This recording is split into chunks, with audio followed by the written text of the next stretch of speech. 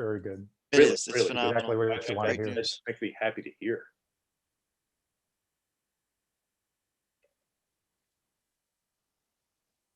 It's 4:08 and you are now live. All right. Well, you are. We're here on May 25th.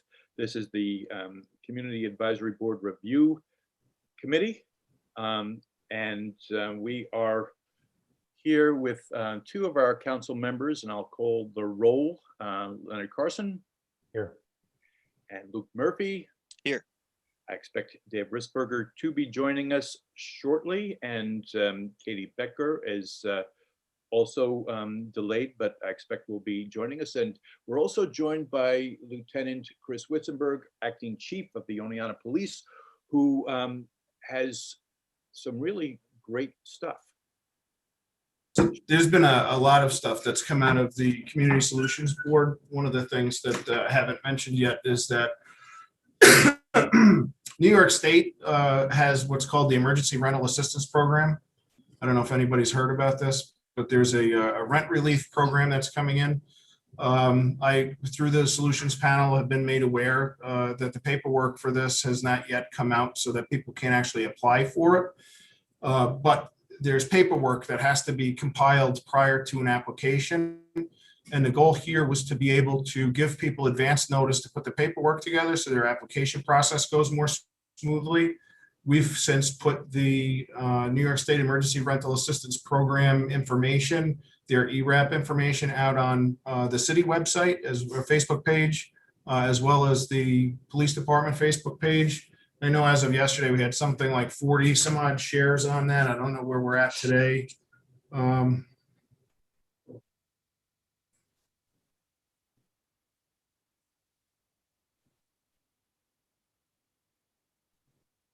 61 shares today. Great. So it's you know, we're partnering with Department of Social Services to be able to get this stuff out to the public.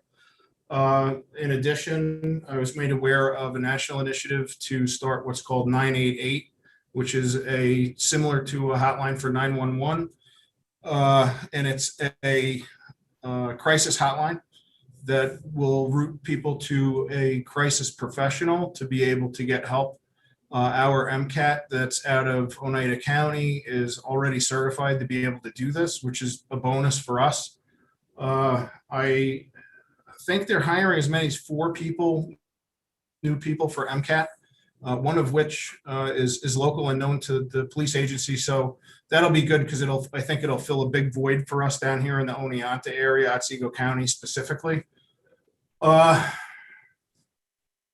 Also made aware of what they call 911 diversion program, where dispatchers receive training in diverting calls that are not rising to the level of a mandatory mental health commitment, but clearly somebody's in crisis, and through a approved rubric can make a referral to 988 rather than having an officer dispatched to answer that call.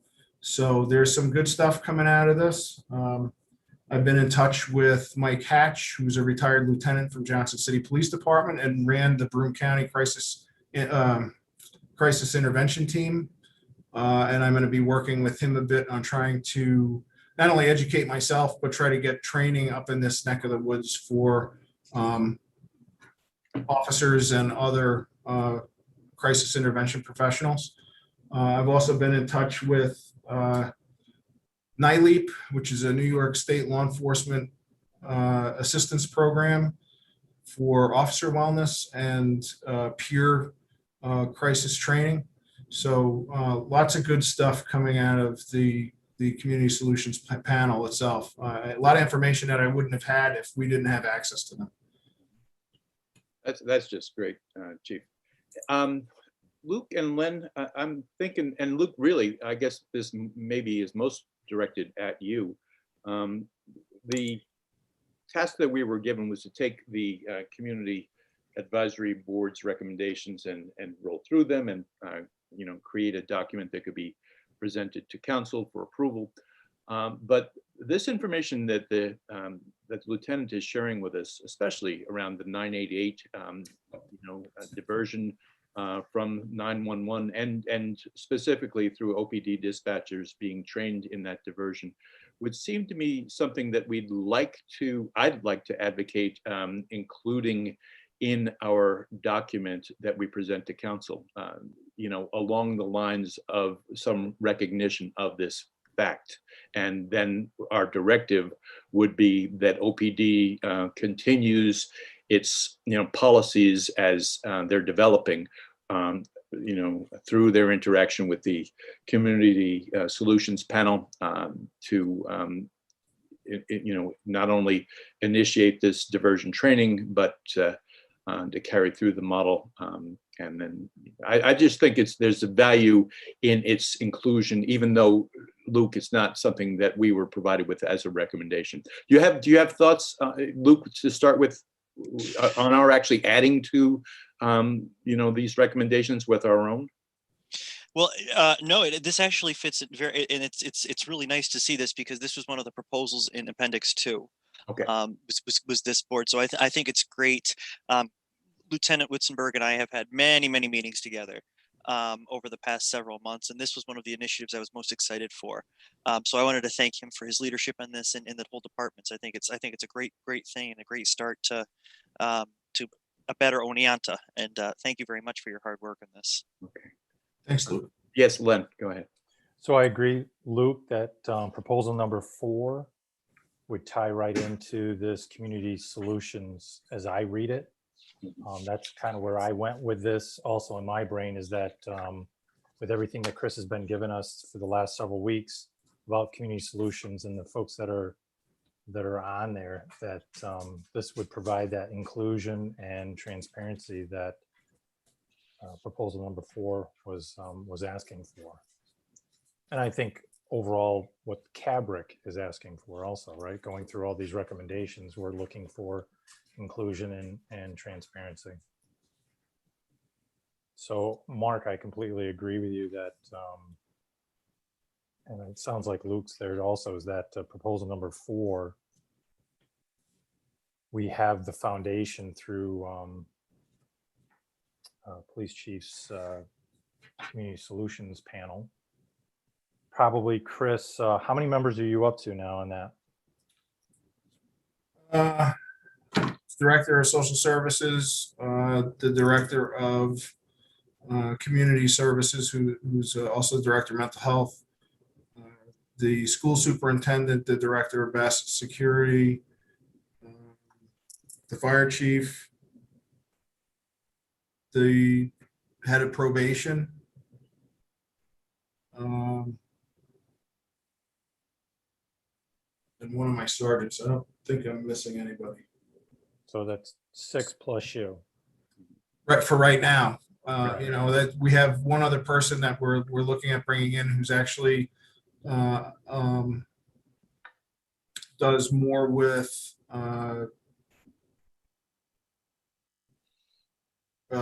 drug recovery services. Mm-hmm. And I'm hoping he's had an invite for next meeting. I omitted him by accident last one, so I'm hoping that we'll be able to get him in. And who would you think is most suited for race relationships? Well, I think the chair of the NAACP, so I would say Lee Fisher. I've mentioned it. I've spoken with him within the last couple of weeks and mentioned it to him. I think that I want to get the panel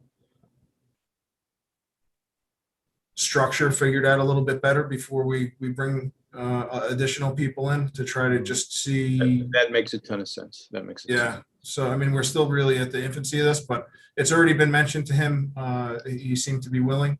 And, I think that would be a great addition for us to be able to, especially for transparency purposes, to see that we're working with, there's groups that really have the ability at an executive level to affect change in policy and approach towards a lot of the community problems that I shouldn't even say problems, but issues that keep coming up in a repetitive way.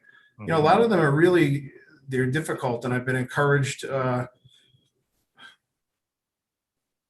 it's hard right now because the courts are still really backlogged.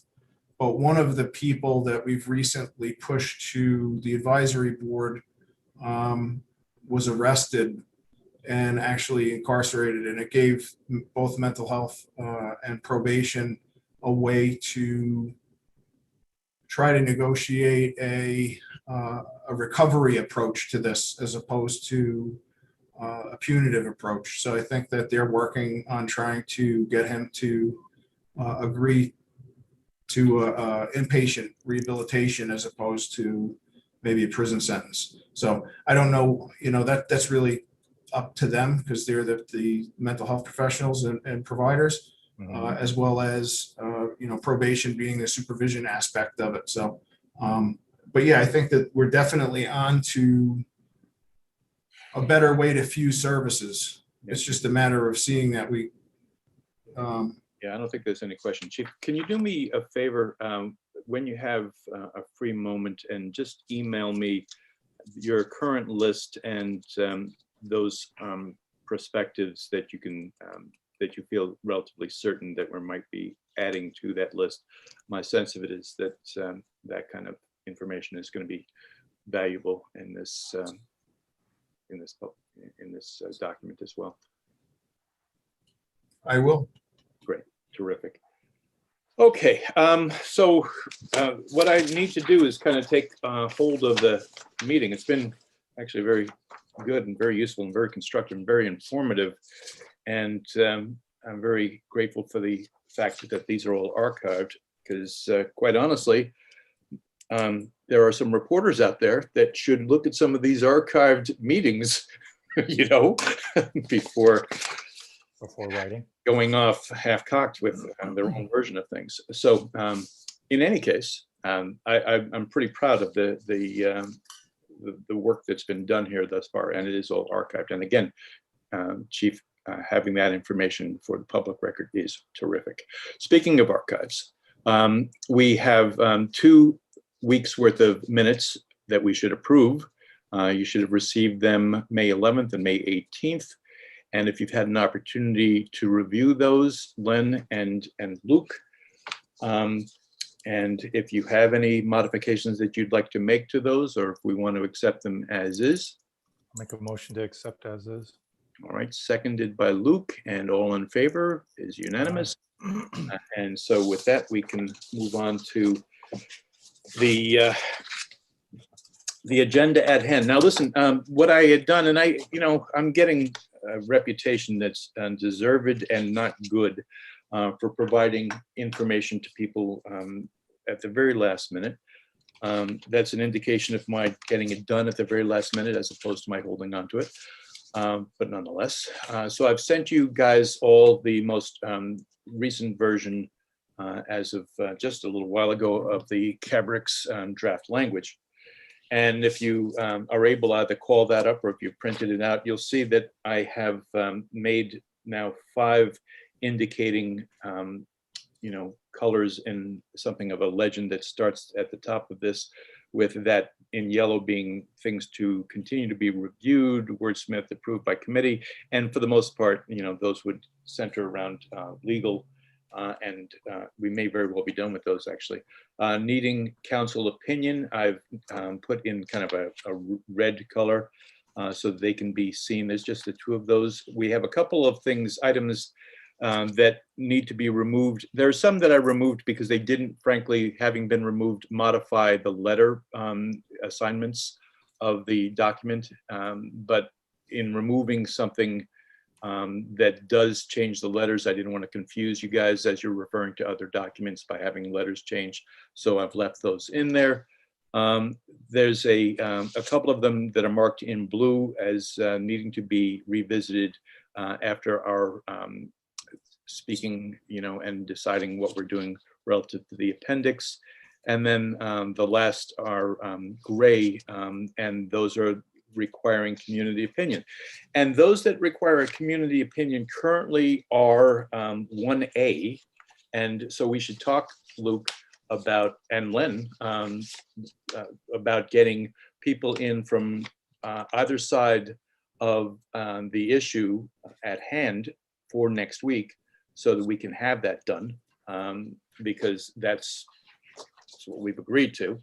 The other thing that we have in gray is that very last thing that we were working on when last we met, about, in my timeline, about half an hour ago, which was that, Luke, you were sending to Katie the executive summary and so forth, and you did.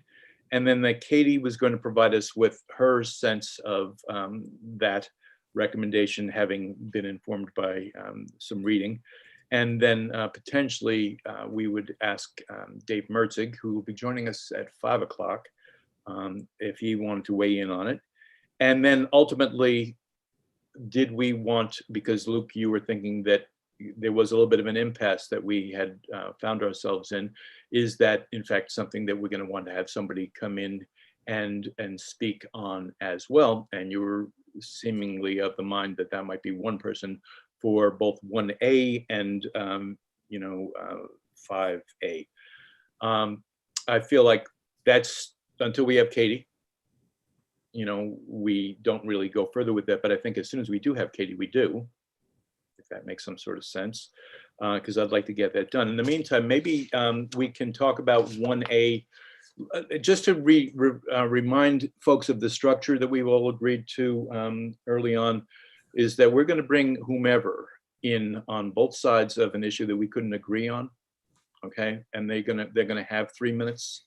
It's not going to be the approximately 3 minutes scenario that we sometimes have in meetings. It's going to be 3 minutes. They can talk for 3 minutes. The other person can talk for 3 minutes. The first person can rebut for 2 minutes. The same thing with the second person. They're done. That's it. And then it's council. Then it's our committee that takes it on from there, because we have 3 weeks. So we don't want to waste time with people arguing. They need to present, and they need to be clear, and they need to be rebutting in a clear, respectful, and I'll have the stopwatch. They're done and done. So they each get essentially what amounts to 5 minutes. That's 10 minutes that we're giving up. And if we do this twice, we're talking about 20 minutes of expert opinion, quote unquote, and then we take it to our group and we will decide, what goes from there. And we also agreed that while we've been looking at unanimous opinion, and we've gotten it for everything, moving forward or striking things or modifying things, it'll be majority of the committee. So three votes will push it forward, or 3 votes will kill it, depending on what it is. So that's just to kind of reacquaint you with what we had said. And with that, again, because we're waiting on Katie, I feel like we can take a couple of minutes here. Here's what our agenda actually is once we have Katie's piece taken care of. We're done with, go ahead, Luke. We still have to look at the appendix, no? Oh, yes. Okay. Okay. Yes, we have to look at the appendix, absolutely. What I'm saying is we're done with our recommendations that we can do anything about until, as I've said, we've got several that you've seen me mark in blue that says revisit after having, talked about those things that inform the appendix. After that, we'll come back to those. Yes, Len. So, Luke, I was just going back through my notes, and it looks like we talked about 1A May 4th. Is that what you show in your notes, May 4th? Yeah, it was at the beginning of the month. Okay. So I guess we're now going to have, you were going to have some people come in to. This was something that, this is the ring. Talk about that? Yeah, Len, so if you remember the conversation about the ring. Yeah. The doorbell. And I was just wondering if Luke was ready to have people come in. Sorry. Yeah, I talked to the author of that particular note, and he said he'd be ready. I'd let him know. I told him I'd let him know about a week ahead of time, just because we hadn't set a date yet, so I can let him know after this meeting if we decide next week. And it sounds like he should be available.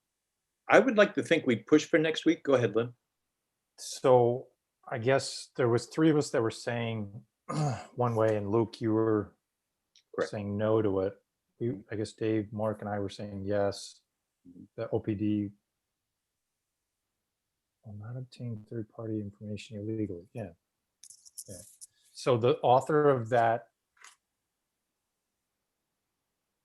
is going to talk about how OPD or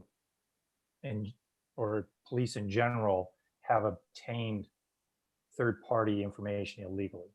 Is that what he was going to talk, or she's going to talk about? He's going to be talking about this person has many years in the tech industry, and one of the reasons I wanted to bring him in was because he's done a lot of research on this particular subject matter, and he's also an expert. And I think he'd have a better job. He'd be much better at more coherently explaining what he meant. Because I put these recommendations together. I didn't necessarily have the time to go through each and every one and contact each person about each and every one. However, I think he'd do a good job of explaining his thoughts to you in this recommendation, is which is why I pulled it, because I have a general idea of the idea of the Ring cameras. He's the subject expert, and I think he can testify as to why he put it in there much better than I could. Mark, is that something as the chair you're going to put in for next week or a following? Yeah, week, I'd like to. I think we need to identify especially if we have Katie here in time, that we can get this other piece figured out, and we can kill two birds essentially and have these two questions if they both do in fact need to have community advisement. Essentially an expansion of opinions. Presented. We can get them both done at the same time. But for me, the most important piece, Len, is that we have somebody who can speak to the other side of that issue. So we're not looking at one person making their presentation, but rather we're looking at both sides of the equation making presentations. And I was thinking the same thing, Mark, but we've already listened to yes. Dave Merzig. Right. He chimed in on it. Chris has chimed in on it.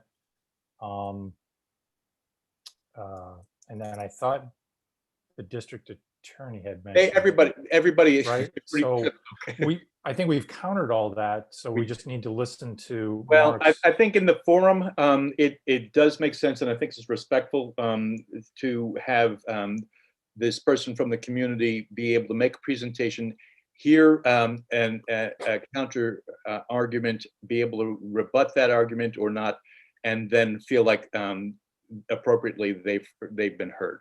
And I feel that works better. I believe that works better when there's those two opinions being presented, or those two hopefully expert opinions being presented, and then that again informs our conversation. And again, to your point, Len, and I'm sorry, Luke, but we were all pretty much of the mind that we would be hard pressed to be convinced. However, the author has a right to try to convince us, and I feel in that venue that there should be an alternative opinion being presented, fair and balanced kind of a thing. So what I would suggest is, if we can identify somebody who can present, the other side of that opinion, and again, Len, to your point, everybody did. So I feel like, but within the context of that 20 minutes, essentially 10 minutes that we're providing on that question. So is there somebody that we feel we could tap? It could be Dave Merzig. It could be anybody that can speak eloquently on the position. You're muted. Sorry, I thought we were just being fair about it to Luke, is allowing him the opportunity, and so now I'm just trying to, force the issue of getting it scheduled so that Luke has an opportunity to bring in the person that he wanted to bring in. Mm-hmm. We've already heard one side from multiple parties. Now it's just Luke's turn to The person who hasn't, though, I'm sorry, Lynn, but the person who hasn't is the person who is going to be the one that's advocating for this. And again, I'm hoping it's a point of personal privilege that I'm able to, kind of have this route as, we had agreed that we would. Right. Again, it would be, I'd have a hard time seeing how I would be convinced. Certainly, I think that's true of you. I believe that's true of Dave as well. But I feel like from the perspective of the person who's engaging from the community in trying to be persuasive that they feel they're part of a process and not just being heard. And I think that the rebuttal aspect of it also is extremely useful. Short 1-2 minute rebuttal in response, frankly, to, so let's just say for the sake of argument, it's Dave Mertzig and maybe somebody else. This case is made. The legal argument against that case is made. Right. Now the rebuttal is, yeah, but, or not. You know, I mean, it may be that that's enough that one person or the other sees something more than they would have. So it's about Luke, yes, absolutely. But it's also about the community through their representative from this particular opinion, you know, having an opportunity to have this mini conversation with an educated person on the other side of the issue. Again, we're looking at a grand total of 5 minutes, literally 3 and 3 and 2 and 2, so 10 minutes in total. So we're not talking about a lot of time out of our lives, but I feel like it's a good and respectful sort of a way to go about this. Luke, do you agree? You're just waving hi to Katie. It's good to see Katie. Yes, but yes, I agree. I think it's good to have and I think we're all in agreement about this. And in terms of the rebuttal, just because I think it's what we agreed on to begin with, Len, I totally understand your point. We've kind of had this rebuttal through the process of David Merzig, the district attorney. But maybe just since it's kind of where we all started and we're kind of on the same track with continuing to go that way. Yeah, I think it's just respectful to, it is respectful, excuse me, to the person whose opinion is informed, is actually informs that recommendation that we're having problems with. Absolutely. You know, Absolutely, and they are representative of probably a few other people who have similar opinions. So it provides a nice, respectful forum for that to be just taken care of. Agreed. Okay. And Len, you're okay with that? So we probably should, though, determine who we need to reach out to. I mean, I've said Dave Merzig twice, but that's I would say Dave Merzig. all right. So let me ask Dave and see whether or not he'll do that. And we can, he's typically been joining us around 5 o'clock or so when he has. So we can, maybe Luke, we can figure that to be something that happens toward the latter part of the meeting. And again, I'll ask Dave to just take on that role. And I don't think he's going to have any issue with that as long as he's free. Sure. So speaking of Dave's, hey, Dave Risberger. Sorry, I'm late, guys. No, you're good. And hey, Katie. So, so that concludes our meeting. Deserve that. Ha ha ha ha ha. All right. Anyway, so Katie, we literally have just been, BSing here, waiting, not really, but waiting for you, because what we want to do, we've determined that we're going to have somebody come, most likely after 5 p.m. if that's when Dave Merzig's availability is, and I suspect it is, and he's willing to take the other side of an issue that needs to be presented relative to 1A, transparency and reporting. That, Dave, for your information, is the conversation about the ring technologies, et cetera, et cetera. Right. So we did promise that would be the way that would be. And so there was a second potential of a community member making a presentation, short, again, Dave, for your purposes, to know, just to reiterate, it's 3 minutes and then a 2-minute rebuttal. So it's a grand total of 10 minutes between two people. So it's just, and then we take it over from there. So anyway, and that was the last thing that we talked about, Katie, on drug policy, mental health, counseling, and poverty. Those recommendations started with A, and everything else I believe is taken care of, but A was Luke sending you the executive summary, and then we were going to potentially, if we might need to see if we needed legal opinion from Dave Merzig, but potentially not. And then we move on from there. If we need to bring in a community member, this is when we would determine that we do as well. And I'm just struggling to find the recommendation, and for the folks on YouTube to continue to know what we're talking about. The recommendation is A, this board recommends that the city of Oneonta adopt a policy such as the Blueprint for Public Health and Safety Approach to Drug Policy, published by the New York Academy of Medicine and Drug Policy Institute, which is listed in the appendix. The proposed strategy centers around adopting a health and safety approach based on a 4-pillar strategy of prevention, treatment, and recovery, harm reduction, and public safety. And so that's the recommendation. And Katie, you've had an opportunity to look at the executive summary, I suspect. And if you could weigh in on that a little bit for us. So I did have an opportunity to review it, and I've done a little bit of my own research. I think though, and I'm certainly not trying to take a mulligan on this here, but I don't think I'm really qualified to give you any sort of meaningful input on this. I mean, I've looked through and it really comes down to what is the philosophy of how the police department will be handling drug-related offenses in the community. I appreciated a lot of what the report had to say and the approach, but I don't know.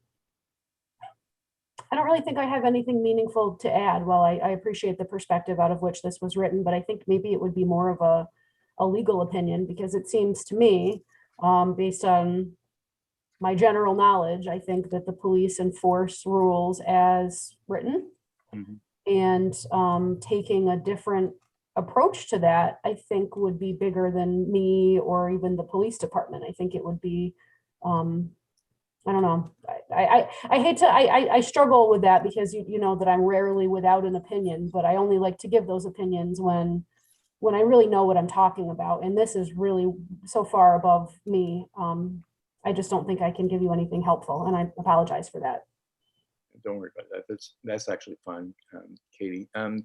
Lieutenant, do you have anything that you want to say in this regard?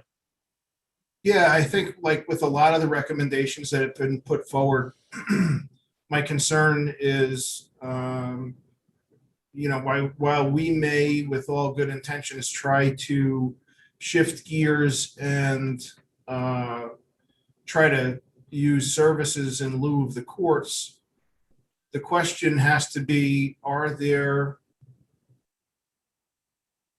is there any infrastructure that would be able to support this kind of approach? And the people that need to be brought in on this are the people like I've been working with on the solutions panel, are also stressed for resources.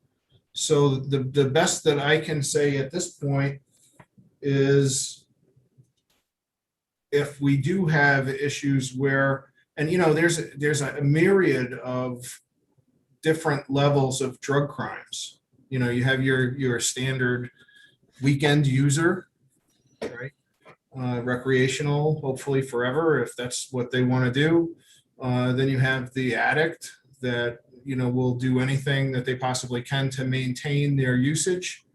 And they are often justice involved people. And you have people that, because you can't run to the pharmacy and pick this stuff up, you have people that are profiteering. So there, and those things have to be vetted. So how does that work? I think that the courts, there's a process here. You know, the drug court that we've had in Otsego County for over 20 years doesn't accept drug dealers, but they accept drug addicts and drug users and alcoholics. And we have a domestic violence diversion court as well. So, and they often kind of fuse together, because sometimes domestic issues are a result of substance abuse problems. So I think the courts being able to encourage, if not mandate, supervision and treatment is something that's been addressed at a level that's far beyond my purview as a law enforcement official. And we're simply part of a larger process. So Here's my thought, and then I'll turn this back over to the rest of the committee. But so I'm looking at a word or two words, I guess, as a policy such as. So what I listened to the chief earlier in this meeting talking about 988, talking about other initiatives that are being developed. And we're talking about prevention, we're talking about treatment and recovery, 988, harm reduction, and public safety, OPD. And I wonder now, Luke, I'm sorry, but I'm going to turn to you and ask, when what we're saying is adopt a policy such as, and the blueprint for a public health and safety approach to drug policy has such an expansive, kind of a footprint relative to, we're talking very specifically about OPD, either engaging in practices or not. That, is it fair to say that what is going on right now with the community solutions panel, with OPD, just generally in the initiatives that are being taken, that a lot of this blueprint is in fact part and parcel of what our recommendations essentially are showing that the police are engaged in? Or does it need to be more specifically geared to this blueprint in your mind's eye? I think what the police are doing, particularly with the community relations board, is great, and I think it hits a lot of the points in the blueprint. The blueprint, if from my reading of it, is an encompassing. It's a kind of an all-encompassing document. One of the things that was talked about on the committee is a lot of the problems that we see are intersectional. I mean, it's not just the police department, it's on the shoulders of lawmakers who make the laws, the courts who interpret them, and law enforcement that enforces them. So I think it's a good start with what's going on with the relations board. My understanding from this interpretation is looking at what we can do. That's particularly why it says the city as opposed to just the police department, is what the city can do to help help implement these ideas of kind of shifting, continuing with the national shift. We see a lot of these trends nationally, away from the crime aspect, which is obviously, there's some terrible things that happen, but looking to it as a medical issue. So I think I guess that's my long-winded way. I think it's great with what we've got a really great start point. And I think that this recommendation was written to see what else can be done. Right. Because So I guess my question then, Luke, so my question was revolving around the clause essentially, such as, adopt a policy such as. And I wonder if this really winds up even being a legal issue, if there's a sense of common counsel, and I think there is, and certainly a sense of this committee, that the direction that the Oneonta Police is moving, they aren't moving by themselves in that direction. They are moving with the community in the direction of providing a more holistic connection to the quote unquote offender and where they land within the scheme of interaction with various agencies. Is it an OPD issue? Is it a mental health issue, et cetera, et cetera? That does seem, Chief, you let me know if I'm off base here, but it does seem to be a mindset that the Oneonta Police Department has at the moment, kind of pervasively, as we're starting to see the things that you do that are will become more public facing. You're already doing them. That already seems, Luke, to be a commitment to working toward that intersection of mental health and human services and OPD. Chief, am I wrong or am I right? No, I think you're right. there's a couple of things that I didn't mention before when I spoke to what had come out of the solutions panel. One of the initiatives that they're working on is they actually got a grant through Rehabilitation Support Services for a community health worker that's going to be working out of Fox Hospital, and they will work with MCAT as well as mental health, and they'll have addiction support services as well. And there's a form that I just pushed out to the sergeants to train the officers up on that come June 1st. They'll be able to make direct referrals to mental health services just by filling out a sheet of paper and sending it as an email to this community support worker that's going to be working out of the hospital. So, there's a lot of things that I hadn't been aware of prior that through the community solutions panel have opened up a lot of doors for us. So I think that we're going in a positive direction. And, I'm hoping that with that relationship, we'll be able to expand on that and see that the services become more fused with, especially with, the officers, because once they start to get a feel for who the workers are that they're dealing with, who knows? I mean, maybe we'll be able to embed victims advocates with the police department or some not-for-profit people that want to come in and work with us. I don't know how it's all going to shake out yet, but it's going to be dependent on what resources are available and what their schedules look like. We can only work within what we currently have. So we're trying to do, like I said before, we're trying to do everything that we can with what we have right now, where we are, and what may come from that, I don't know. Additional grant money is a possibility. There's a lot of different hands in this mix. Len? Mark, I actually like your idea of that the community solutions is creating a living document. And as such, maybe we could wordsmith that document because everything that Chris is telling us for the last few weeks about community solutions and who he has and who he's going to have on there, it seems like they are or will be in the process of creating a living document, which Right. would be better for us because it's more localized than a national publication. I also think to Luke's, I think to your point, I don't want to speak for you, Luke, so you tell me if I'm off base, but that something that's institutionalized, from by way of the city, so a lot of this is being, driven by the chief's engagement with these members of the community solutions panel, and that's great. But I think to your point, Luke, you were looking to see the city actually, put down a marker here and say that this is what we want and this is what will continue to be expected. Is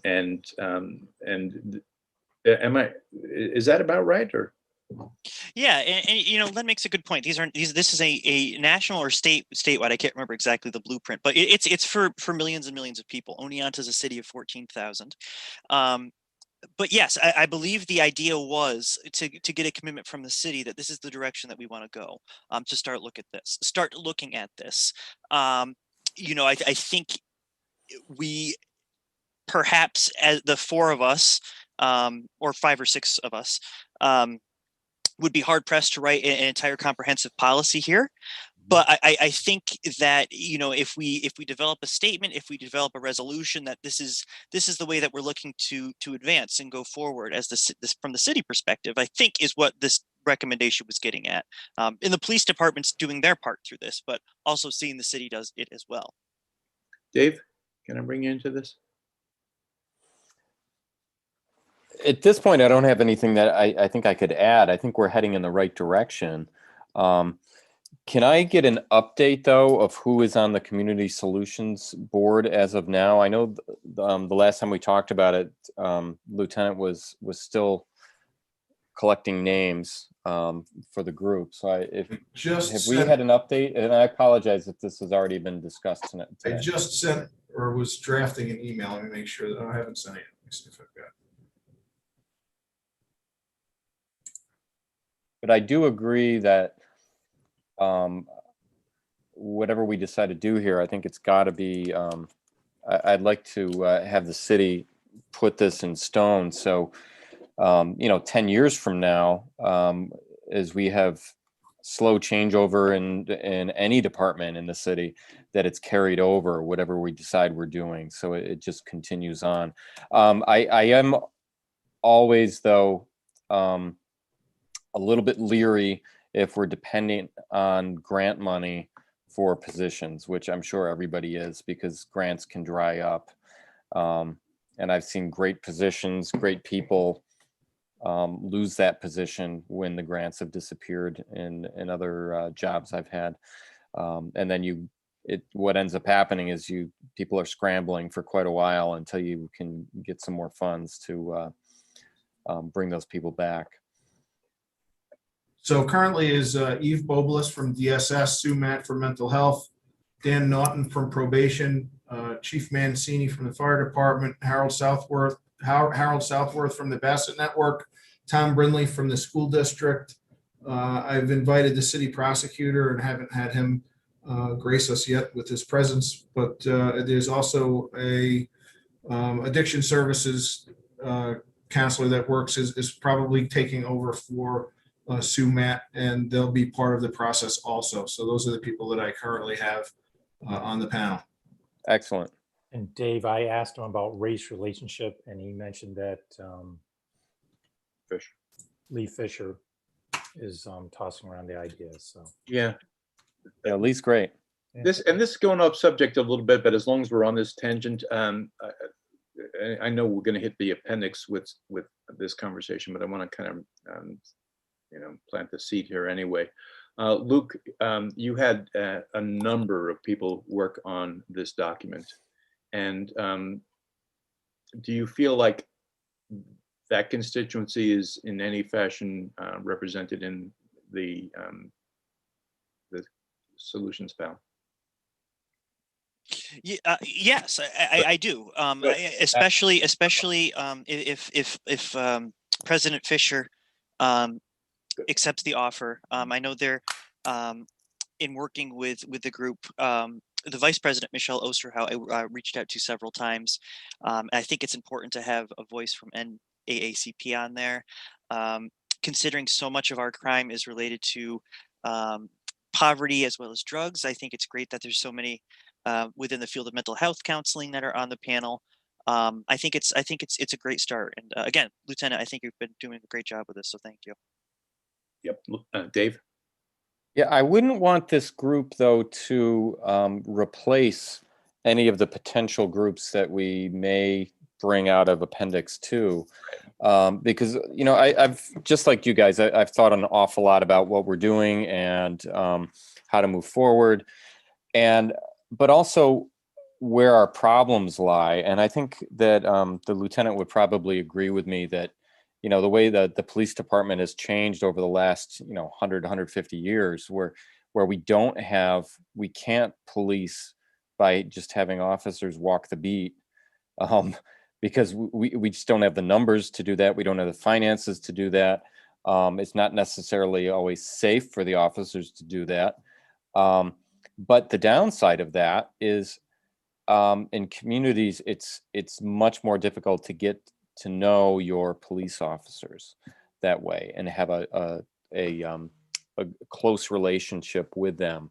There's some of us that do that we know lots of the officers, but I think it'd be fair to say so many people in the community don't.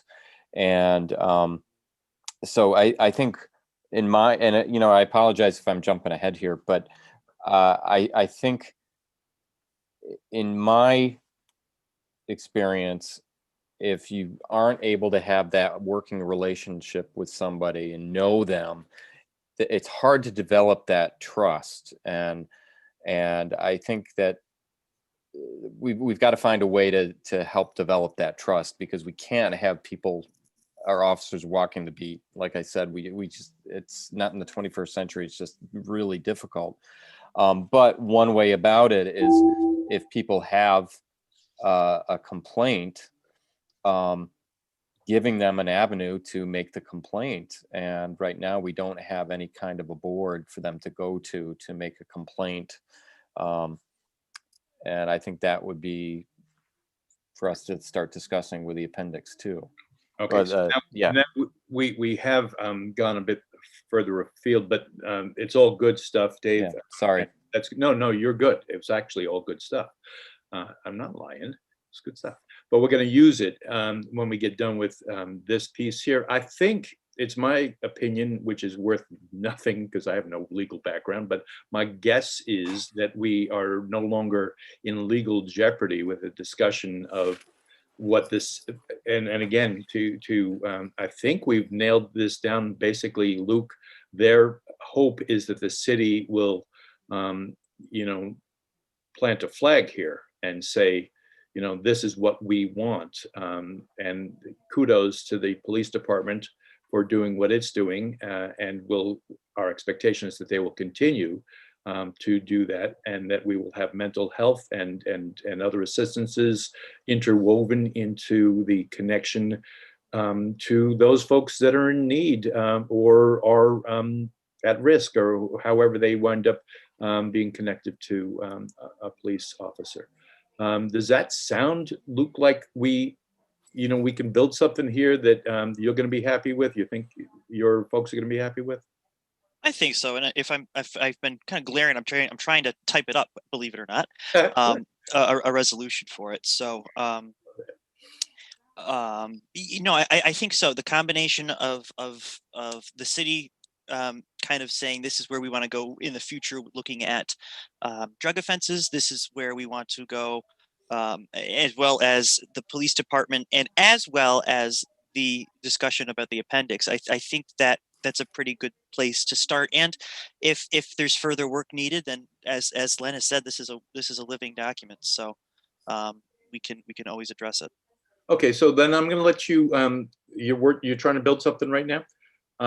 Trying, yeah. All right, well, you go ahead, and we'll say hi to David Mertzig as he's coming in, and to talk about something related but different while you're doing that, Luke, if that's okay.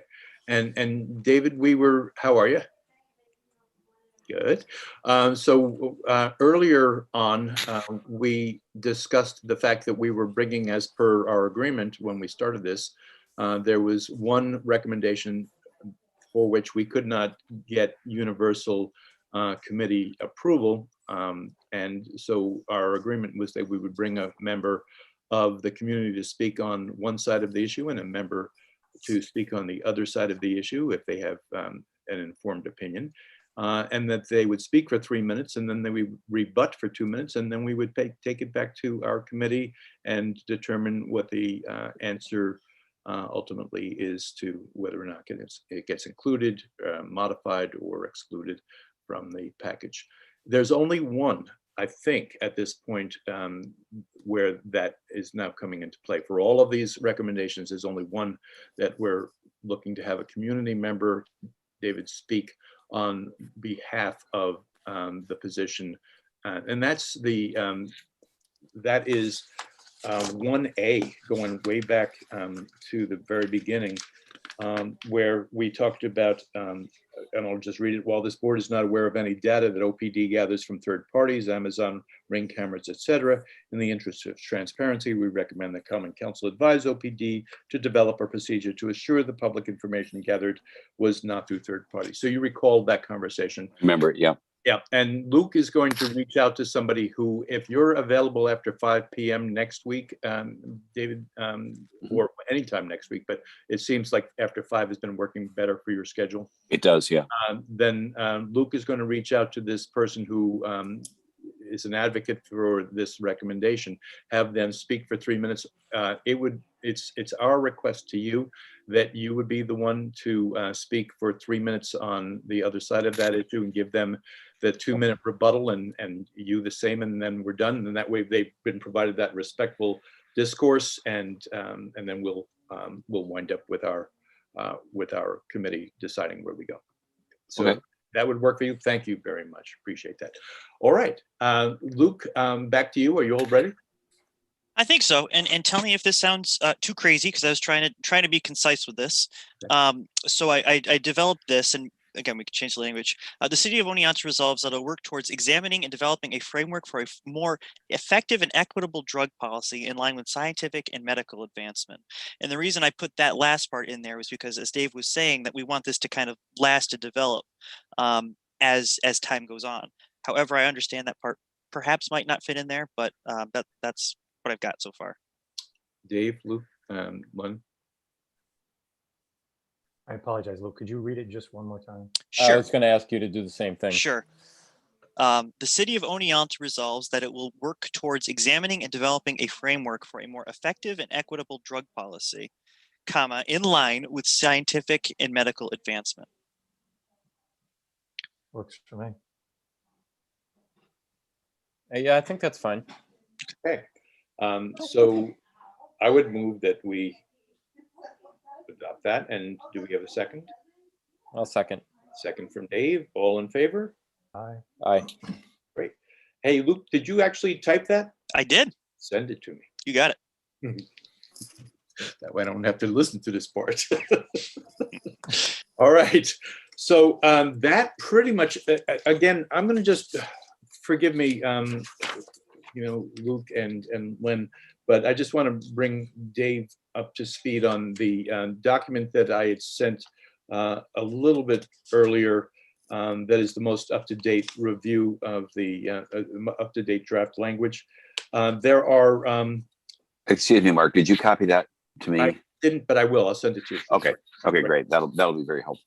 Absolutely. But anyway, as under the blue indicator is those items to be revisited via the appendix. And so there are just a few, but there are a few outside of that. So you'll see them 1, 2, 3, 4. I see 4. And I'll send that to you, Dave, just a second. But I'd like to now go to the appendix. We'll go through and see what we can do about figuring out what the strategy is going to be there. Ultimately, what we come up with should then inform the decision-making around those 4 items. And then ultimately, and we're going to listen to your person come in, and then ultimately we're doing timelines and then putting together the package with what amounts to a rider almost, a second piece that's going to be those council concerns that we're going to keep outside of the package and let them have a separate conversation outside of our finished document. That sounds about right. Dave, you seem confused. Yep. Is that right? No, I'm looking for the document you sent out before. I'll send it to you right now. There we go. You got it? Okay. In any case, I'm sending it to Dave Merzik right now. Thank you. So just give me a quick sec.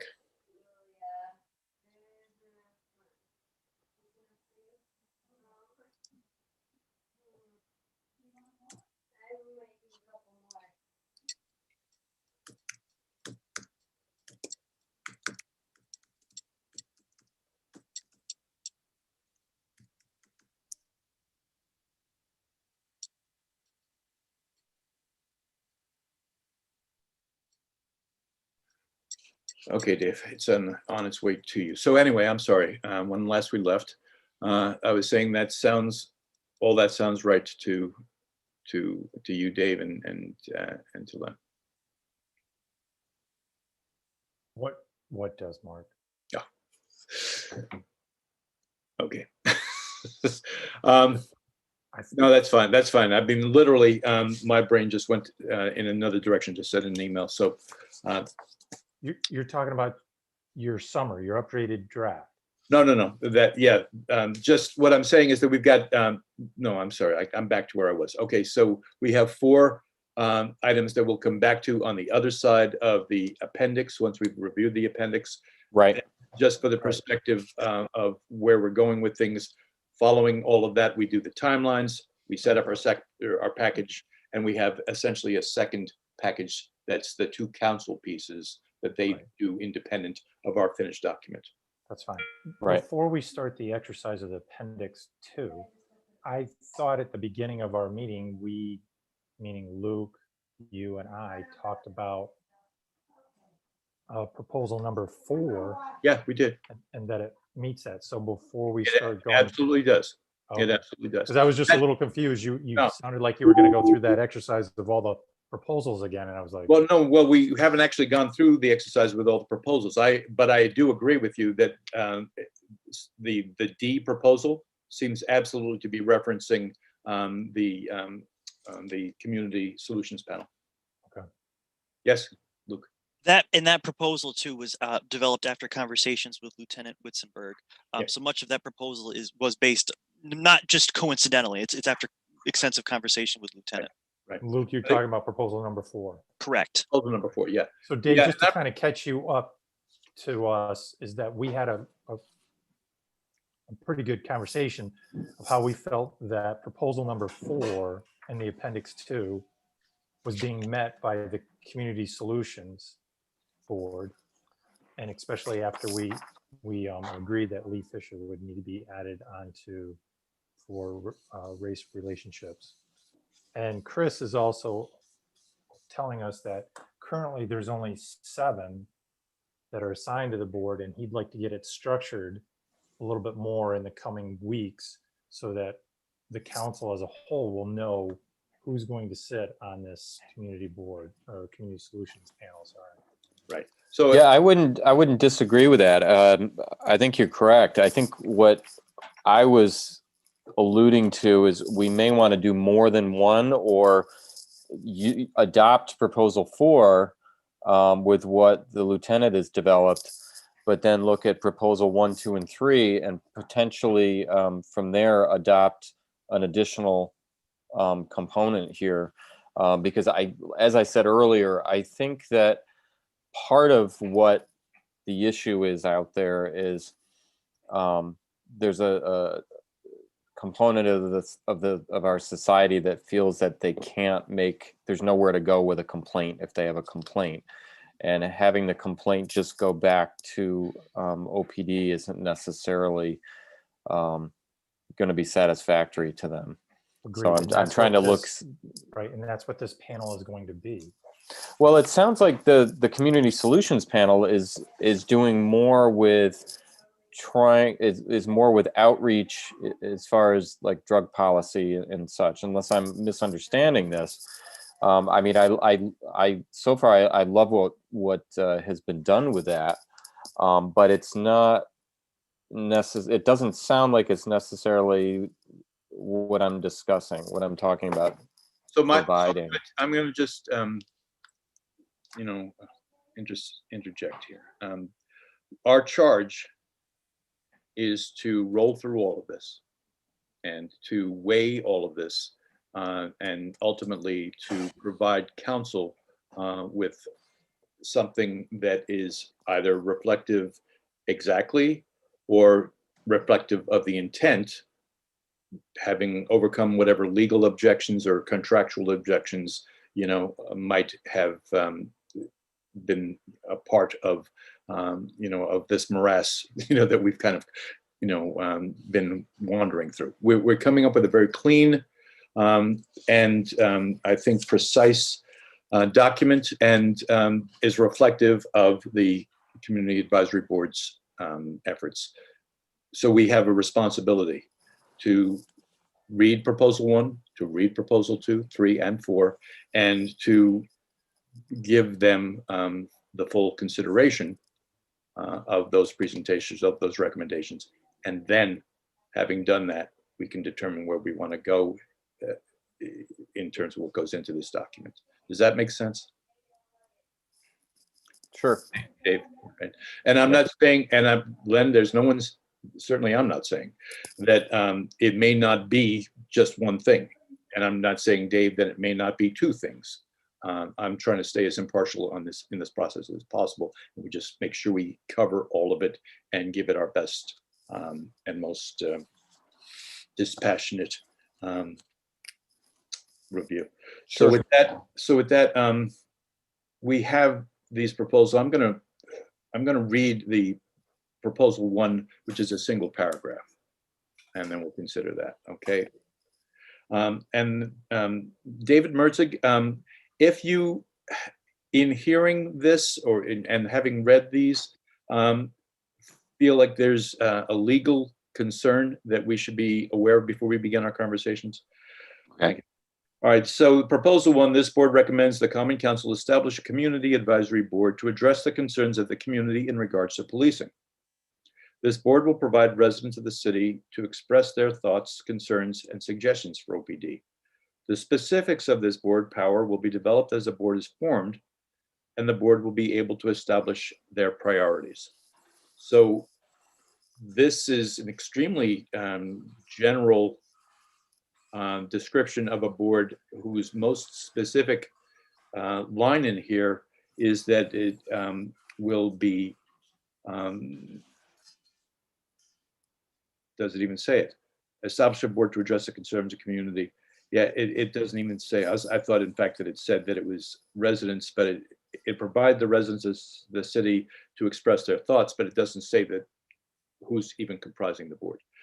So in general, I guess let's just have a conversation about it. In general, this is such a very general sort of a recommendation.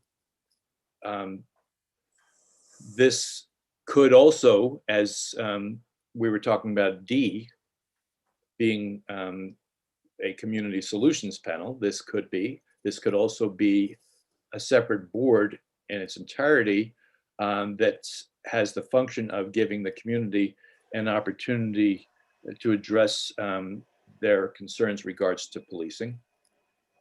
So there may be two boards, or there may be a function of this other board, maybe with other members that provides this option to the community. Luke, we need your insight. Yeah, no, I think that, I think it's interesting. I think 1 and 4 are kind of ones that, so I think one is the group that set that one up or proposed that. I'm not entirely sure that they, and I don't want to speak for them, but this was my impression. If they had the time to more thoroughly develop a proposal. I think you're absolutely right, though, Mark. I don't think any of these are mutually exclusive. I don't think we can't have a community relations board as well as a community advisory board. That way, I mean, like I said, what Lieutenant's doing is great, but ensuring that the community members at large have a chance to be able to express their concerns is important. I'd like to make a suggestion based, I think, a little bit on what Dave's, Dave Risberger's observation was a little bit earlier about people needing to know the police, et cetera, et cetera. I mean, I'm absolutely in agreement with that. And that those opportunities don't exist in the way that they once upon a time did. I also know that having two boards, two commissions, of anything essentially, that are, engaged in somewhat similar connection to an entity, the police department, whatever it may be, that can be dysfunctional. That could be potentially something that is nothing but, conflicting directives, et cetera, and make, the progress that's happening slow down because of it. And I would suggest that there may very well be a community advisory component that makes a lot of sense. That provides maybe input and so forth from the community, but that might very well be something that is a board or panel that is essentially chief, almost like a second committee or subcommittee within this community solutions panel, so that there is conversation that happens within a larger panel rather than two separate boards or panels.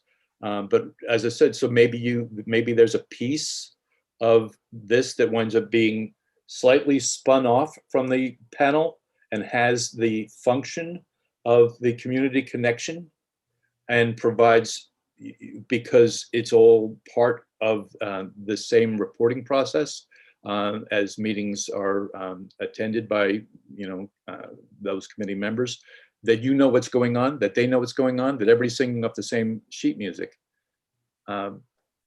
I don't know. That's my thought. I'm not a big fan of the idea of conflicting, boards and agendas. But I do think that there's value in having a connection to the community that's a little bit more grassroots, granular.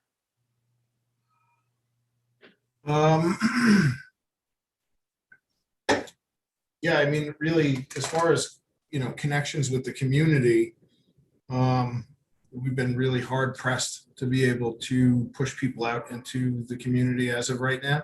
Right. But we have, like a bike, I think we have a bike rodeo that's going to be coming up at one of the schools that the bike patrol is going to try to get done. So there are some outreach efforts. I've got Reverend Shervin Evans coming in from the Seventh-day Adventist Church to speak with me tomorrow, as a matter of fact, regarding what his congregation might be able to do to help us with outreach. So there's stuff that's in the works on my end for outreach. As far as a panel goes, I think what we're looking for, I think what the general public's looking for is a means of oversight. And as I've said before, I think that needs to have some council involvement, because that gives it some legal authority. As far as how that's structured, I don't really know. I know that a lot of the cities that we look at, like Minneapolis, for instance, has a review board. Rochester has a review board, and they've been, there's some scholarly articles on their ineffectiveness as well. So, as far as accountability goes, I think that's something that there needs to be some involvement from the council. I've said that there probably should be some sort of place where a repository for complaints about every city employee, not just police, but fire and Department of Public Works as well. So how that looks, I don't know. So Chief, and I'm sorry for monopolizing the conversation. I'll give it back to you guys in a second, but I just want to finish this thought. So Chief, if you had so you've got a panel, the Community Advisory, the Community Solutions Panel, and it winds up sitting at 8 members, let's say, which is a good working number. And there is a related panel, related committee of, let's say, half a dozen, that whose job it is to be the essentially the intermediaries between the community, their concerns. It probably involves council, but the community, their concerns, and the police, and this panel, the advisory panel, the solutions panel. But that was all part of essentially a larger piece. So so the communication is universal. One person's being communicated, they're all being communicated. Everybody's, again, not to misuse that, overuse that, singing off the same sheet music. I can ask the panel if they feel comfortable trying to engage on a level that may involve some oversight. I'm just to see. Suggesting. Chief, No. I'm going to go right to you, Dave. I'm sorry. I'm suggesting that it could very well be a group of folks that's got that are different, have a different charge, and that they could be pastors of churches. It could be whomever. I think this Community Advisory Board probably comprises maybe some of those folks that wind up essentially an extension of your Community Solutions Panel with a very specific charge, and reporting to you from the community, reporting back to the community, so that they essentially provide the thing that Dave Risberger was talking about, which is that level of communication and connection to the police department that is very difficult for you to have the time to do, and for people in this life that we live to be able to have. Go ahead, Dave. I apologize if there's a lot of background noise here. The only thing with the Community Solutions Panel is we're going to have people that are not necessarily living within the city. I think that I look at this as two different groups. I actually liked what the lieutenant was proposing, though, and I understand where he's coming from with that, as far as having another group it's giving oversight, but not really. I think it's giving, it would give the community a direct place to come and discuss concerns, whether if we ultimately decide this is just OPD concerns or all city employee concerns. Because I like that idea too. But then I think the oversight really would come from the community talking to this group, filing their complaint, and then, or whatever they're doing, or maybe even coming and giving a good report.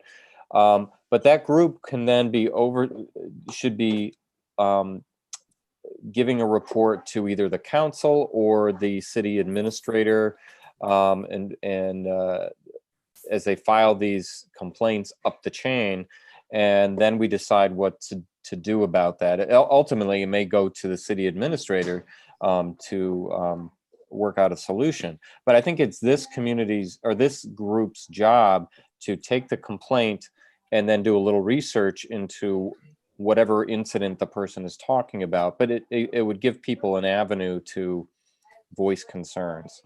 I think it's I think the people on this panel should be absolutely city residents, though, since it's we're talking about our community here. Luke? Thank you, David. And yes, exactly what I wanted to say. And I also wanted to add that, I think it's really important what Lieutenant's doing with the board that he's working on. There are some folks, however, in the city that are harder to reach. The folks that I worked with on this board aren't always easily represented. They have, for various reasons, been underrepresented. And to have a board where it can be composed of some of those members, as well as a place where folks can go to hear their complaints or their concerns, I think is very important. I don't see per se a problem with having two separate boards, or doing it through two different subcommittees, but I think there needs to be two separate things. And this board may not even be a board that would be meeting that often. It's only when there's something to discuss. Correct. Yeah. It's for whenever there is a problem, whenever folks feel, hopefully that could be never, Yeah. but realistically it will happen. I'm looking, I don't know if you're looking at this, Luke, but I'm looking at the Community Solutions Board as doing the bulk of the work of what we're discussing that needs to be done in the city and even into the county. This is something the Citizens Advisory Board or whatever we want to call it is something that's additional that would be brought out periodically when they feel it's necessary, and then they would do the research, file the report up the chain to the city administrator, who would discuss it with the council, and then they decide what to do with it. Yeah, and I think that's where I'm pretty close to that too, Dave. Yeah, I'll tell you though, I really would strongly advocate for there being some sort of a connection that is like umbilical almost to this community solutions panel. I do feel like the sharing of the information both up and down the the food chain essentially is going to make for just better policy moving forward. Go ahead, Dave. Well, it may be, if we had like a citizens advisory board, whatever is coming from them periodically may be fed into, depending on if it's relevant, that may be fed to the Community Solutions Board to help solve the problem. Let's say you had somebody that was arrested on a drug charge, and they're really upset, or it's somebody's son or daughter that was arrested on the drug charge and they're very upset. So they come to the Citizens Advisory Board with a complaint, and they do a little more research on the background of what went on and said, you know what, let's meet with the Community Solutions Board. Let's see if we can help improve, either whether it's improve the lives of these people or just try to make the whatever it is that we need to do. But I think there's going to be some overlap in a case like that. So as you have framed it, Dave, it's an advisory board that would be somewhat irregular in their meeting, somewhat irregular in the amount of engagement that they might have with the police department, more driven by issues that spring from the community than sitting perched at the, quote unquote, perched at the police department. Correct. But in I the think case of the, we would need to make that clear. We would need to yeah, provide that structure for, again, I believe the communication piece is huge, and we need to institutionalize what that, would be from the get-go. But also, I think the expectation, we don't want anybody, we don't need any, kind of Lone Ranger mentalities, excuse me, either, pushing any agenda along. We want to, I think the constructive nature of what you're talking about is exactly, the right piece here, which is there's an issue. You have a resource to come to either take the issue where it needs to go or to provide you with the connection to the solution. right. Yeah, and I think that's a very benign, very healthy, very much in the spirit of what we've been working on, kind of a piece. A way to take the pressure off. Yeah, way to take the pressure off, but not, if one there's of the a concerns. perceived problem. Yeah, I don't want to speak for you, Chief, but I would imagine that one of the concerns is when you hear the word oversight, what that winds up, the negative potential of, oversight is fine. I used to work at the Job Corps for about 8 years, and we had Department of Labor would come in and do reviews. So there was oversight. And oh my God, we were in a panic. It changed our lives. That's my accreditation. I mean, Yeah, there you go. Exactly. So it's the same kind of thing here. So, as far as oversight, I don't, I think the word may be misused here. I would be looking at it more as a collaborative effort between there you go. the citizens and the police department. Matter of fact, I don't even know if yeah, I mean that, I have no, I mean, at this, I don't really have an opinion on it, to be honest with you. I mean, the only thing that I would be concerned about is,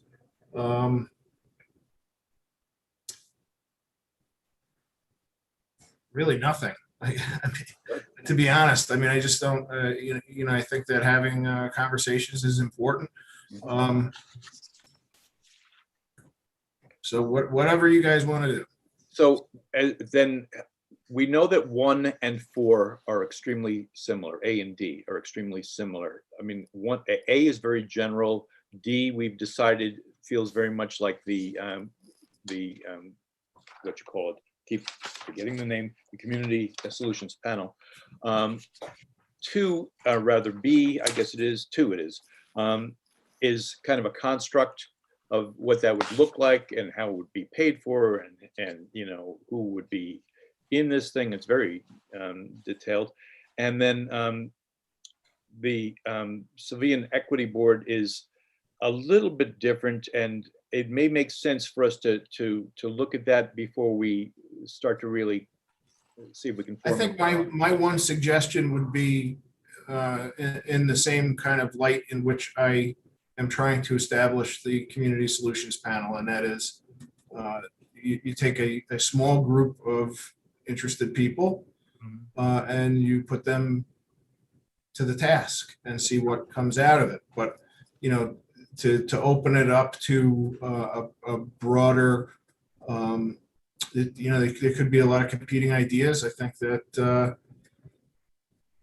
needs to be a well thought out panel if you're going to do that. And I think that there should be, again, council involvement from someone that would run the panel. Okay, so I think we're getting a good sense of where we want to go with this. As I said, proposal 2 is all about the details of that, from their perspective, and some of that might work, some of that might not. But proposal 3, I'm going to just read the first paragraph of that because it's maybe just a little bit different, and maybe we can start to generate an idea.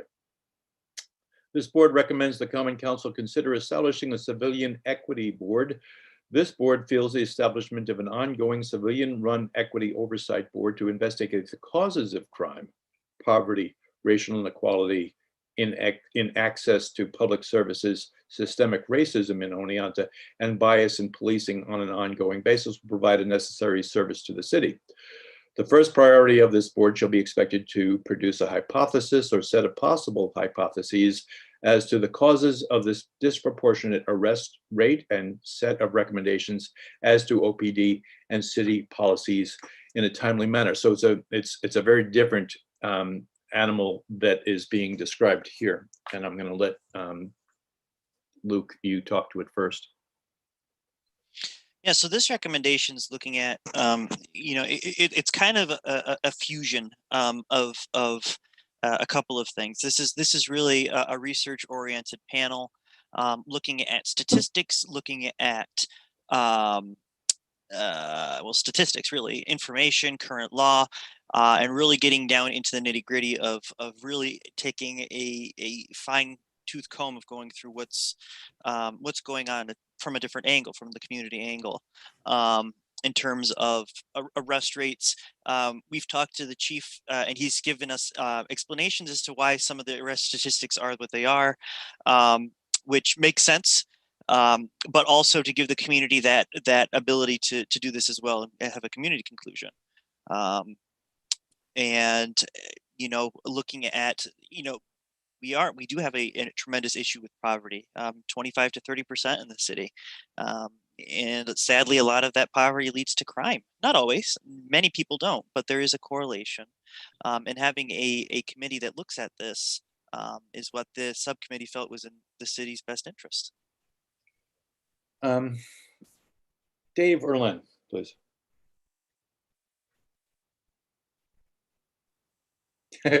Dave or Len, please. How about? I was going to say, go ahead, Len. It's all right. Dave, I'll go. So listening to the three of you and plus Chris communicate about this, I'm going back to what Chris was saying earlier and Katie, I'd like to hear your opinion on this. We currently have a panel that meets once a year to review property taxes, and people get an opportunity, residents of the community get an opportunity to go and have a discussion with that panel.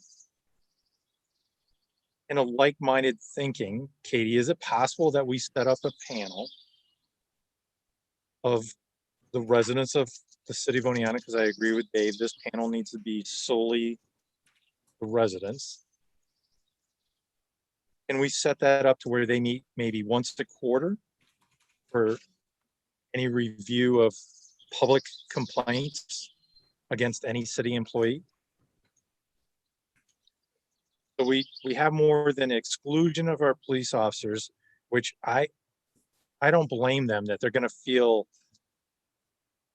We set up a panel just that reviews them, which, by the way, I think Chris told me there's very little complaints that go against our police officer. That if we set up a panel of 3 to 5, by the way, Mark, you were talking about 8. And then if you saw Dave Merzig kind of grimace, that's because it was an even number. You always want odd numbers. That's a good point. Go ahead, David. I'm still new to government. Yeah. So, Katie, is that something that maybe we could do rather than, because I think we're all kind of honing in on proposal number 4, going with Chris's community solutions panel. That would really take a look at mental health, inequalities, the full gamut. And then we could have a component where people handle complaints.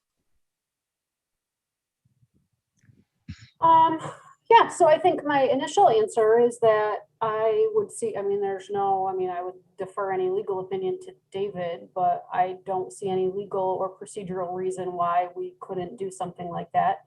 I think as long as there were to be very clearly and well-defined parameters for that panel that would not infringe upon any, rights given by section, civil service law, specifically section 75.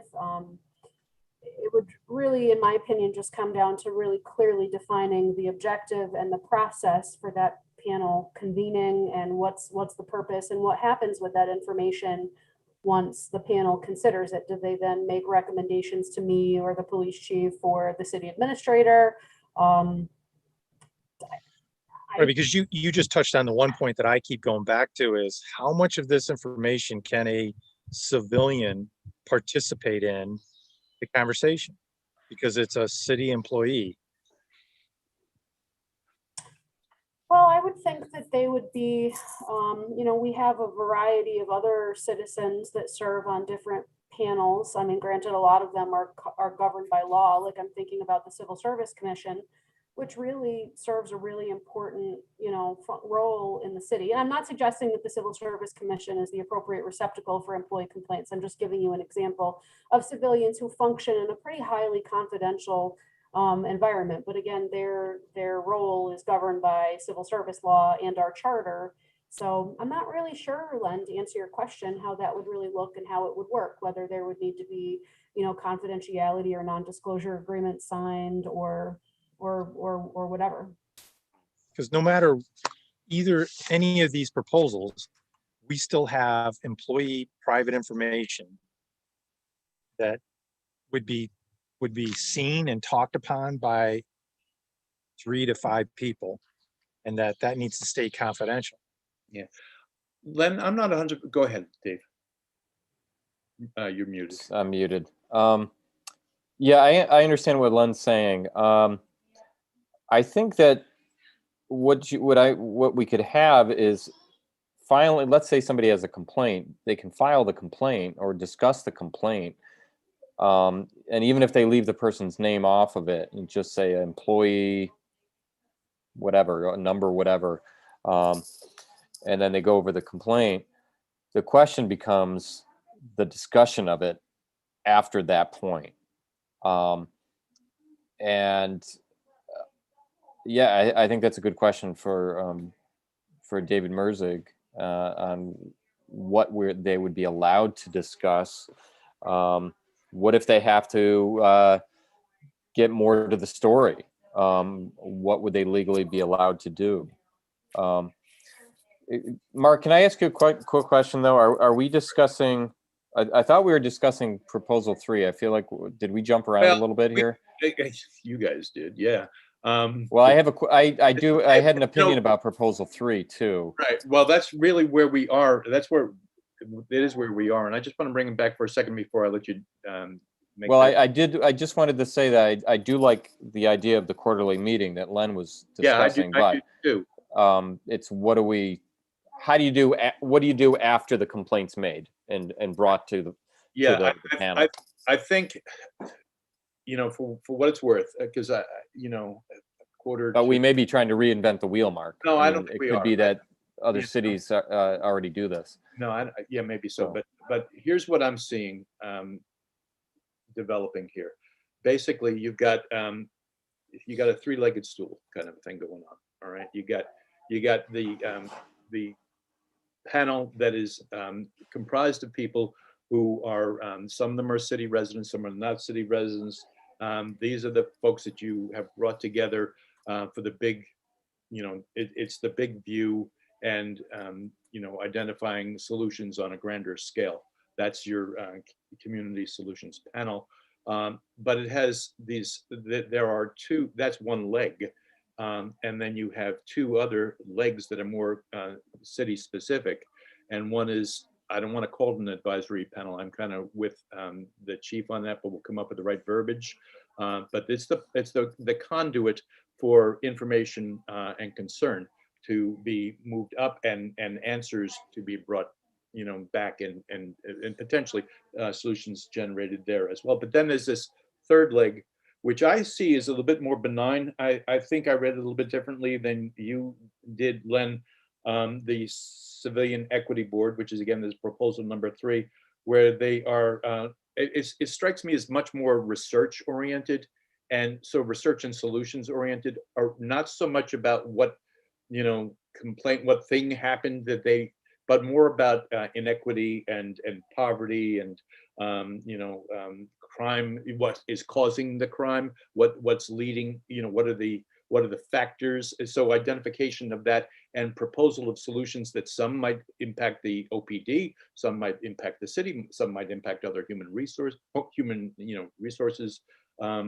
And so I see that as being valuable as well. And I see it as a, but I feel like the stool itself, the seat of the stool, that's you, Chief. You got to know what everybody, you're sitting on those 3 legs. So all the communication is shared, and ultimately all 3 of them are driving solutions, but they're not necessarily, they're not necessarily the advisory panel that some cities may be looking at. That's my view of it. Yeah, and I'll just say real quick, Mark, if it's all right, unless Chief, I didn't mean to. Go. Yeah, it's very much so. And if you read through the rest of the proposal, a lot of it has to do with access to information and publishing reports. There is an aspect of it dealing with community complaints, which could be part of it, or as you said, if it's a 3-legged stool, we could talk about it in a different context. But very much what that is reporting, is research, developing a report, and reporting their findings to the council. So I think we can kind of embrace all of this, not necessarily the details that have been offered in number 2 by my estimate, but I think we can embrace all of this in spirit, and in reality, begin some sort of a construct when the next time we're together. So I'm going to assign homework, which is to see if you can, if you can envision this as I've described it. If we can see if we can kind of figure out, as you were already starting to, Len, how those various legs, to continue to push that analogy, what those look like, what's their workflow, how is that in all informing the larger panel or committee. And if we can come up with that, it may be something we can have some consensus around next week, in the early part of the meeting, and then just kind of like chip away at at the structure of, until we have something we feel we can present. Luke, you were trying to say something? Yeah, I know we glossed over too. I think for transparency's sake, and just in respect for the folks that did this, we should probably review it. Okay, yeah, we can, absolutely we can. So I just want to put in one concern regarding like a statistical analysis and having, we're talking about a very labor intensive process. Right. But not for OPT. No, it would be, because I would have to provide the statistics and all of the paperwork that would go along with it. Yeah, Chief, didn't we decide that a lot of that is going to be public facing anyway? A lot of that is links that are provided, and if we in fact pull together. And that's one of my concerns, is that if we have, a lot of that stuff you can look at, you can break down the data, and you can break down the data, but it doesn't give the whole story. Right. So that's on them. Honestly, Chief, that's on them to continue to develop the story, and I feel like that's a legitimate thing. They don't come in with their own opinions and just try to find the facts that enforce them, but rather that they look at the facts and determine what the actuality is. Go ahead, Dave. I don't know about any of you, but I've been involved in research. Mm-hmm. I'm trying to be very careful with my thoughts on this one. I've got some concerns with proposal 3, and its face value, it looks great, but I worry about research that's done by people that don't know how to do research. because you can take data and statistics and come up with multiple conclusions with what you see. I mean, you can go on the internet and get data and give it to people, and they're all going to say, see, this is showing exactly what I was saying, and their point of view is totally different. So we need to be careful with that rabbit hole. And and maybe this is just how the proposal was written, but the way it's written, it makes it's entering it with a conclusion and looking for the facts to back it up with some of the items. So that I think if we're looking for a civilian equity board to take data and come up with a conclusion or a recommendation, I think we need to look for, we need to start with, what are we looking for? What's our end game here?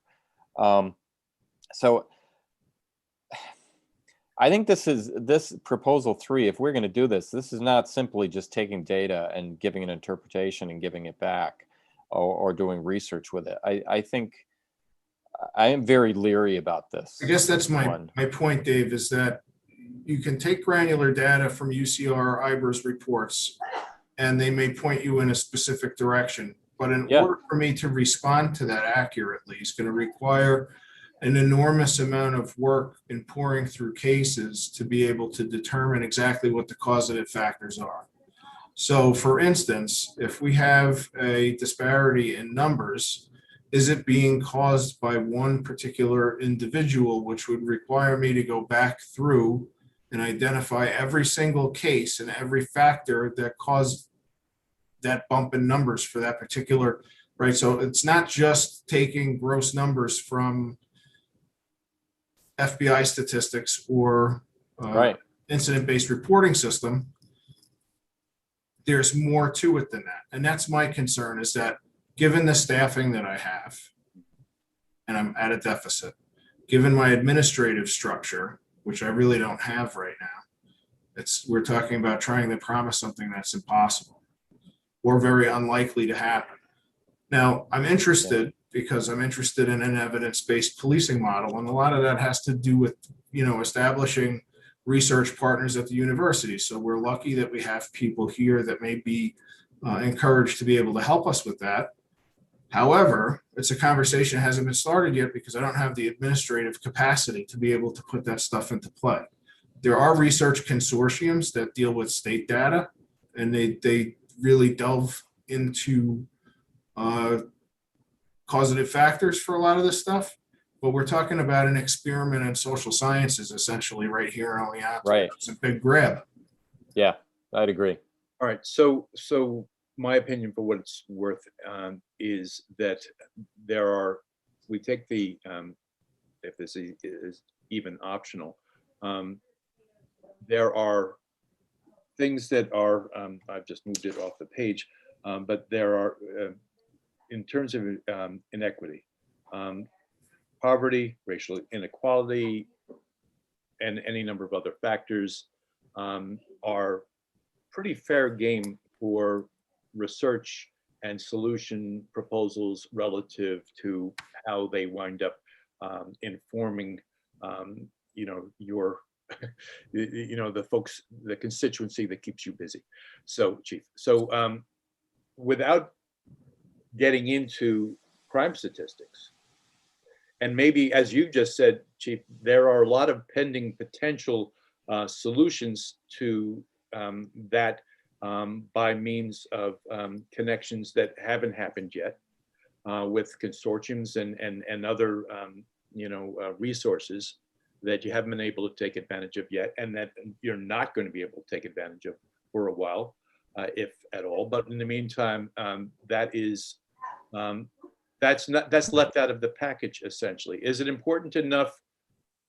Is there enough meat on the bones, Luke, do you think, that without delving into the actual workings of the justice system relative to the police department, but rather the informing concerns in Oneonta, whether it's poverty or racial inequality or inequity, whatever it may be, that's enough meat on the bones for a panel to be started or even come into being? Or is it a wasted exercise? No, I don't think it's a wasted exercise. I think a lot of these issues are intertwined with a lot of things. I do wonder though if statistics, if information such as the related to the criminal justice system, if that kind of defeats the purpose, because it's trying to look at this thing as a holistic picture. Mhm. Well, but again, you know, I mean, the thing that can be manipulated here are numbers, right? I mean, we're all agreed about that. You can feed any conspiracy theory with facts and figures and numbers. However, so that said, and that's set aside because of that fact, until such a time as there's an apparatus, you know, in place to be able to look at numbers in their truth and reality and, you know, holistic, you know, the full impact of the number really. We don't touch those. Instead, we look at, you know, the other factors that are generating, you know, as I said, a constituency that keeps, you know, the Oneonta police busy. And if we look at poverty, look at et cetera. Go ahead, Len. So I share the exact same concerns that Dave does with proposal number 3. So just to kind of expedite this conversation, I also want to say that my thoughts on this are strengthened by the second to the last bullet, where they're asking for investigative powers, including subpoena powers, which this is where the city attorney is going to chime in, whether that panel can have it or not. I sincerely doubt that they can. I'm not a lawyer and I'm definitely not a police officer. That entire bullet to me just that what they could do with the data that they're going to try and obtain for the Oneonta Police Department. So for me, I'm not in favor of proposal number 3, but we are running out of time. So to give the folks that created proposal number 2, did you want to go through that? You know, Luke and Dave, Len, my sense of it is that none of these should be treated as the recommendation for treated, these proposals. That these are not something that we are going to wordsmith and figure out, you know, what we're going to do with. And that's why honestly, I'm not looking at bullets and, you know, subpoena powers and so forth and so on, because a lot of that we just wouldn't be able to do. I'm looking at it more in terms of what's the core of what they're proposing. And with that, I feel like we can build our own that is reflective of what's being proposed here among these 4 proposals in Appendix 2. And that's what I'm saying. So I'm not pushing for the research thing. I do think that there's really value in someone. We have so much talent here, and researchers are not something that, you know, a lot of communities can boast. We have people here who can take a look at poverty in our community and come up with solutions that we don't currently have. And we can have people look at you know, racial inequity here, and they're not specific to you know, to numbers. And I feel like there's value in that, just generally, and we can have an argument about that another time. I feel like there's value in having a conduit for citizen complaints, to be able to be connected to the police department and have solutions generated by that. And I think there's a real value to what the chief has already put together. And I feel like we integrate all of those with some sort of a workflow and an interconnection of one to another that provides the chief with essentially, he's sitting on top of this, and all of that is helping him do his job and the police do their job. And I feel like if we can do that as homework. Go ahead, Dave. Yeah, I totally agree. I looked at these 4 proposals as I think there was merit to every one of them, but I was looking at the general overall idea of what they were trying to accomplish, not necessarily the bullet points, because some of the bullet points I had concerns with as well, including the one that Len was talking about. So I would agree. I think we could end up coming up with 1 board, 2 boards, Well, I'm going to. or more if we needed to, but I agree. I'm thinking, in my own opinion, that probably two different groups, the way we were discussing this, as long as there's some degree of overlap between them, and then the oversight comes from the council. For me, the biggest question is if we have this other panel we were discussing, and Len had suggested a quarterly meeting just to review any complaint of city employees. I'd like to spin that a little bit more positive than how I just said that, though. But if we're going to do, I like that idea, but I think there's some legal ramifications that we've been discussing that we need to sort through to see what is possible out of that.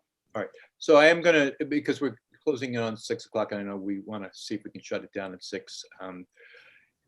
I am going to ask you, as busy as everybody is on this committee, if you can look at what we have discussed and provide, when we get together next week, your proposal, which is proposal 5, as we have 1, 2, 3, and 4 here. So we're going to come up with proposal 5, which is some kind of an amalgamation of these 4 proposals that we have here, with, you know, Len Carson's stamp on it, Luke Murphy's stamp on it, Dave Risberger's stamp on it, Mark Trenick's stamp on it, and we'll present those to one another, and then we will we'll whittle and see if we can come up with something that also doesn't make you crazy, Chief, or you, Dave Mertzig, when all is said and done. Katie, I trust that it's all me. So does that sound, can I actually be so rude as to assign a project? I'm testing my powers as chair. Can I do that?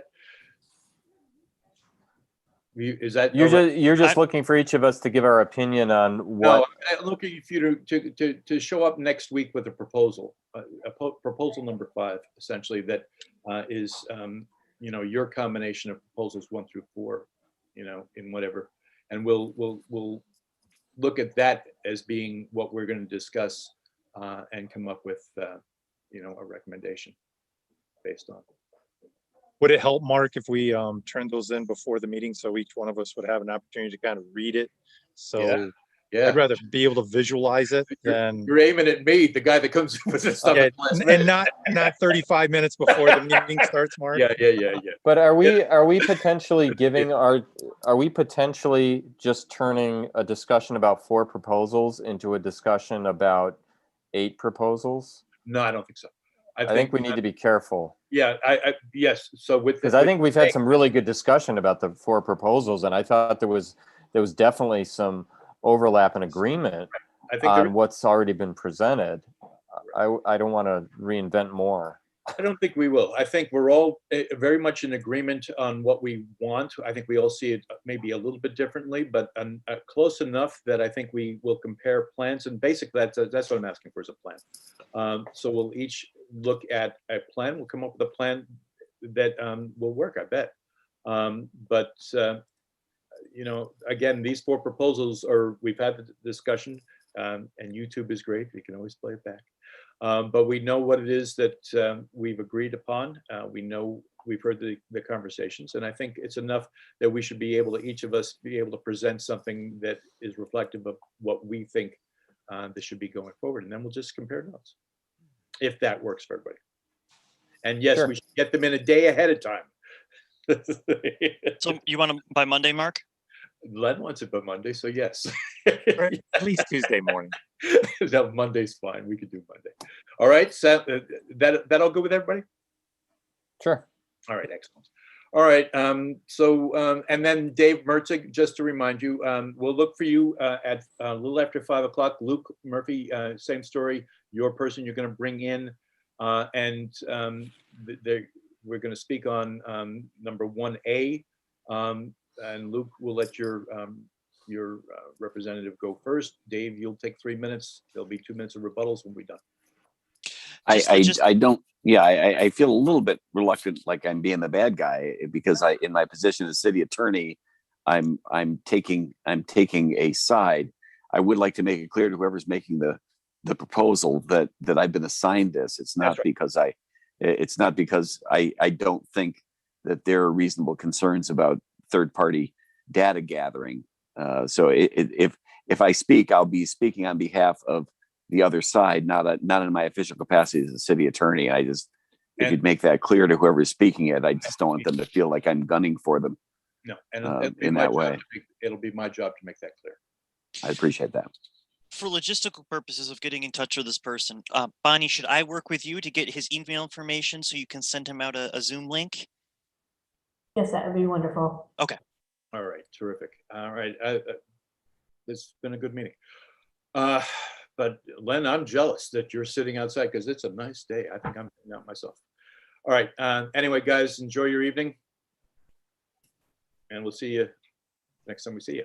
Sounds good. Take care, folks.